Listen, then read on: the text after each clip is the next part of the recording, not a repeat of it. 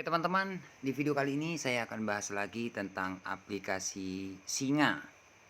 Ya, jadi saya update lagi di video kali ini buat teman-teman. Di sini saya tidak mengajarkan teman-teman untuk tidak bayar ya, atau mengajak kalian untuk gagal bayar tidak. Cuman berbagi pengalaman saja. Masalah gagal bayar, teman-teman, masalah nggak bayar itu tergantung teman-teman saja. Di sini saya cuman berbagi pengalaman karena di sini saya mempunyai aplikasi Singa ya, aplikasi Singa yang belum dibayar sampai hari ini. Untuk total tagihannya kisaran 30 bahkan sampai 40 juta. Sampai sekarang belum dibayar. Nah, buat teman-teman yang pada penasaran seperti apa resikonya, kalian tonton video ini sampai selesai, jangan di skip agar kalian tidak gagal paham, teman-teman. Seperti biasa ya, sebelum kita lanjut ke pembahasannya, buat teman-teman yang belum subscribe, jangan lupa tekan tombol subscribe-nya.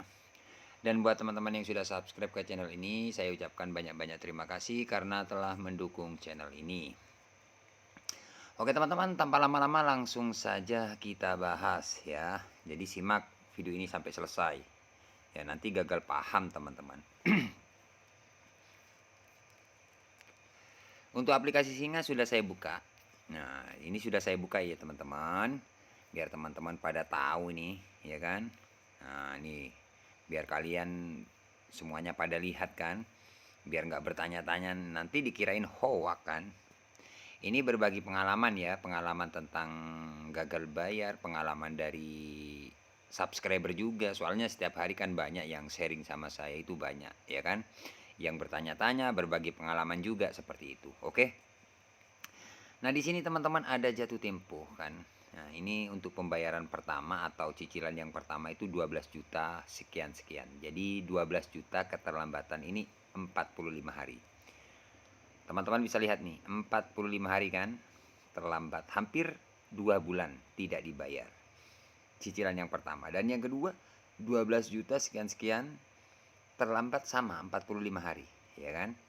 Bayar, ya, nggak dibayar kan, masih merah ini kan. Nah, kemudian yang ketiga 7.900 sekian-sekian, terlambat 43 hari. Jadi selisih berapa? 2 hari teman-teman ya. Nah, kemudian yang keempat 4.500 terlambat 43 hari, sama. Oke, jadi sudah ada berapa cicilan ini? 1, 2, 3, 4. 4 cicilan atau 4 pembayaran. Totalnya kalau kita total ya, ini 12 sama 12, 24 juta tambah 8 juta lah ya. 32, 36, hampir 40 juta teman-teman. Ini sudah plus bunga atau denda ya. Nah, mungkin teman-teman pada penasaran, Bang, resikonya seperti apa? Nah, di sini saya akan jawab pertanyaan dari teman-teman. Untuk resikonya itu teman-teman, itu sebenarnya sama sih. Nggak besar, nggak kecil kalau teman-teman telat bayar di pinjol Singa. Entah itu tagihan kecil ataupun besar, sama. Kalau kalian masih masih belum bayar itu pasti ya dihubungi di WA, telepon, kayak gitulah teman-teman. Tiap hari nggak henti-henti.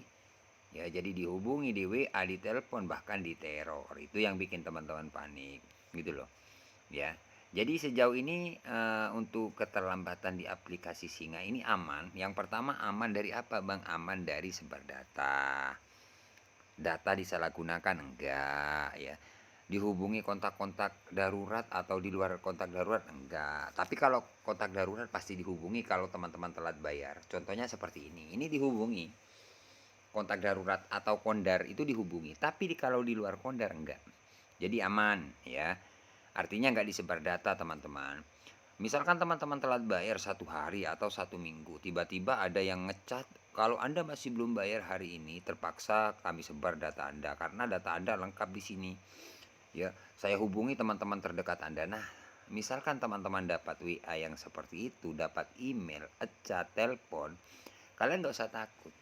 Kenapa nggak usah takut, Bang? Karena itu hanya nakut-nakuti, sebuah teror dari ya cara penagihan mereka seperti itu. Karena semua ya kebanyakan dari subscriber yang telat bayar itu ya pertanyaannya seperti itu. Makanya buat teman-teman yang telat bayar, kalian nggak usah terlalu takut, kuatin mental itu aja, itu saran dari saya. Karena yang paling penting kalau telat bayar itu mental harus kuat. Karena kalian akan diteror oleh pihak penagih. Karena pihak penagih itu bukan 1, 2, 3, bahkan banyak yang nagih teman-teman. Kalau kalian telat bayar. Makanya kalian harus kuat mental. Itu mental kalian harus kuat. Bang, saya nggak kuat mental. Kalau kalian nggak kuat mental, kalian sering-sering nonton video saya. Agar apa? Agar kuat mentalnya gitu loh. Karena di video-video saya itu kan sering saya telepon-telepon DC yang sering neror, yang sering nakut-nakuti kayak gitu. Bahkan ada yang apa ya, WA, kirim surat, video kayak gitu kan. Nah, pokoknya teman-teman tonton lah biar kalian nggak panik. Nah, untuk tagihan segini besarnya ini teman-teman sejauh ini aman, tidak ada yang namanya sebar data. Ya, sebar data ataupun menghubungi di luar kondar enggak. Cuman ya cara penagihannya sama, teror juga. Data Anda lengkap di sini. Pokoknya sore ini bayar, kalau nggak bayar tunggu di rumah saja, siapkan dana full. Nah, itu yang dilakukan oleh pihak penagih gitu loh. Tapi ya itu aja gitu teman-teman. Besoknya ganti nomor, besoknya ganti nomor, WA-nya ya sama, kurang lebihnya seperti itu. Jadi itu sebuah teror. Misalkan kalian telat bayar. Oke, sudah jelas teman-teman ya. Kemudian untuk DC lapangan. Nah, ini kan pasti yang ditunggu-tunggu teman-teman itu DC lapangan. Bang, apakah aplikasi Singa ada DC lapangannya?